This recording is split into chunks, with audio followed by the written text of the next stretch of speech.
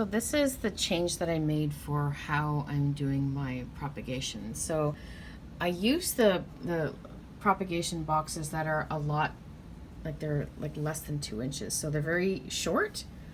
And I stopped using peat moss, or not peat moss, yeah, sphagnum moss, because it's just so, it's so messy and has so much fungus gnats. So what I do now is I just use a mixture of lava rock and pumice. I think you could probably just use either. Probably pumice would be better because you can see that it is, pumice is a little bit more rounded and lava rock is a little bit more jagged. So it would probably be better for the roots of the plant with just pumice. I think I mixed the two because I like the color.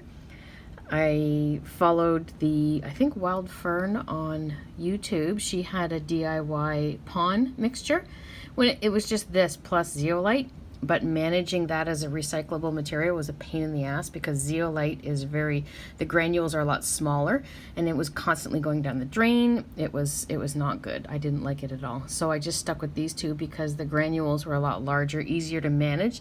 You can put it through like a colander with very small holes in it and wash and reuse it.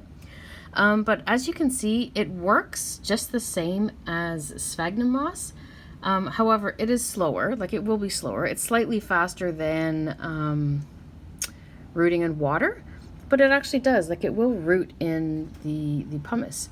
You could also try perlite as well. I have tried perlite, and the dust and the mess of perlite is a little bit too much for me. This stuff is just an easy, rinse through the strainer and then pop it into for me, I do the Instant Pot, pop it into the Instant Pot on the rice setting and then cook it that way to sterilize it. Yeah, so that's what I do. It does still get algae, but that's something that really doesn't hurt the plants at all. But it works just like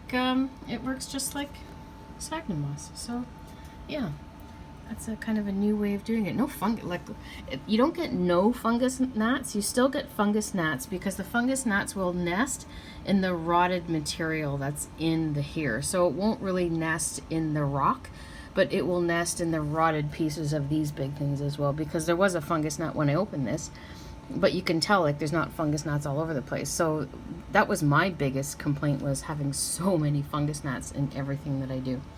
So yeah, that is my next kind of little hack for propagating by nodes.